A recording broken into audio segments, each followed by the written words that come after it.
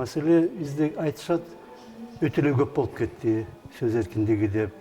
Көрүнгөндө жазып атышат деп. Бирок сөз эркиндиги эч качан 100%дан үйдө болбойт, туурабы? Кем боло алат, а 100%дан ашык боло албайт. Тетиги Дания же Норвегия мындай аябай ачык деген өлкөлөрдө деле 100% эмес да.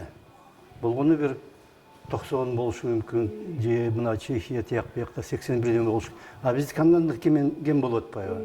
Маселе ошол 100%га жетиш да.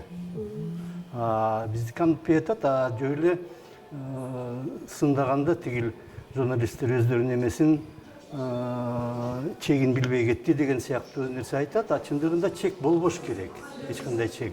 Маселе ошол чекти ашып кетти дегенде башка мыйзамдарды бузган жокпу? Бирөөнүн аброюна тийдиби, чын эле намысына тийдиби, тийген жокпу, же башка мыйзамдарды бузган жокпу? Ошол маселе. Жалпысынан андай чек болбош керек чындаганда. Ошол чек башка бирөөнүн укугу, мисалы үчүн. Башка бирөөнүн укугун, менин укугум башка бирөөнүн укугу башталган жерде бүтөт деген сыяктуу эме бар да, бир эреже. Ошондой болот. Башка бирөөнүн укугун бузбаш керек. Башка бирөөнүн турмушуна, ички турмушуна же башка бир купуя жерлерине кийлигишпеш керек. Дагы башка нерселерди бузбаш керек.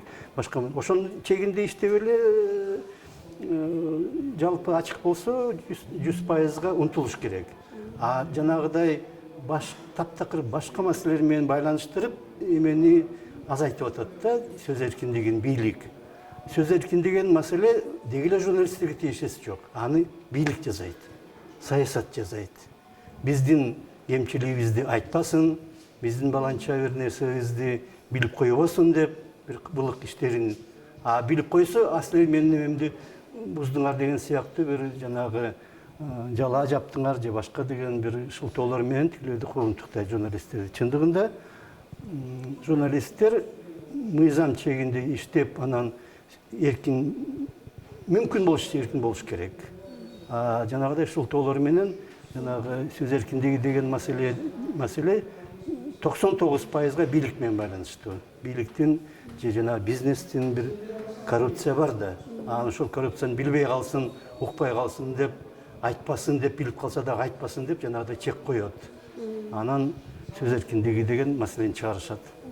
Мисалы ушу журналисттерде эки эле кишинин аты аталып келет да, Мирис Эшимканов менен сиздин атыңыз аталып атат да. Каякта? Үлгү алыш керек депчи, андай. Сиз өзүңүздүн оюңузча кайсы журналисттерди баса белгилеп кетет элеңиз да, анан кайсы Адамдардыбы?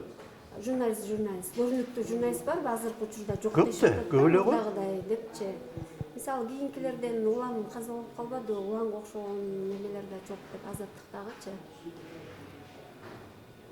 Сиз кимди айта аласыз да, же мындай жокпу азыр? Мындай бирөөнү белгилеп мындай айткым келбей атат. Тигини айтсам мунусу таарынат, жалпысынан абал жакшы эле, жалпысынан өнүгүп атат. Бирок бир нерсе бар, ынтымак жок журналисттер арасында. Анан бирөөгө каршы иш ачып атса, беркилер какшыктап же болбосо мына көрдүңөрбү, өзүңөр күнөөлөсүңөр деген сыяктуу бир ачык айтпаса дагы ушундай бир нерселер болот. Чындыгында эме болуш керек эле да, ынтымактуу болсо эч ким тие албайт эле. Жалпысынан бүт коом коргоп чыкса ошондой бир нерсе болгондо. Кээ бир адамдар ошондой нерседен пайдаланып, өзүнүн жеке пайдасы үчүн жанагы сөз эркиндиги же коопсуздугу деген маселелерди өз пайдасына ойноп кеткен учурлар да бар.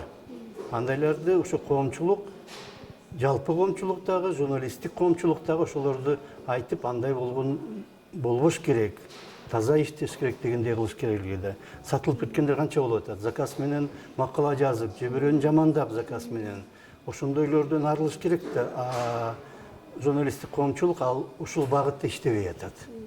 Алар тескерисинче бирөөнү жамандап жазат, заказ үчүн. Башка бирөөнүн кызыкчылыгы менен, буйрутма менен.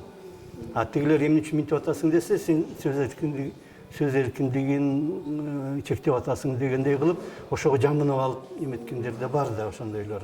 Ошондой нерсенин баарын журналисттик коомчулук бир ынтымактуу иштеп, ошолорду токтотсо, андай иш жок. Эки союз бар журналистик, башка уюмдар бар, бирок ар ким эле өзүнүн мындай бир тар чөйрөсүндө иштеп, мындай жалпы бүткүл бардык журналисттер үчүн пайда алып келе тургандай ишти жасабай атышат. Ынтымак жок.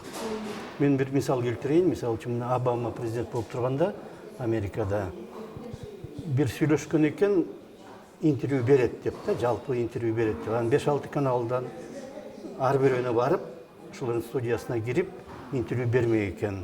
Анан 2 күнгө ошо бүгүн бир 3-4 эртең бир 3-4 барып, баары тең болсун дегендей кылып да, баягы бир эле каналга бербей, баарына берейин деп. Анан ошол жерден Fox News деген телеканал да тизмеде бар экен. Анан жардамчыларыбы же өзүбү ошол телеканал чийип салыптыр. Буларга мен барбайм деп. Башка телеканалдар угуп калып, баланчага барбайт экен, бизге келет, тияка барат, а тиги Fox News'ка барбайт экен деп, тигилер анда бизге да келбесин деп чыкканда баары. Анан айласыздан тигил жанагы Fox News'ка дагы барууга аргысыз болгон. Ушундай ынтымак болуш керек да.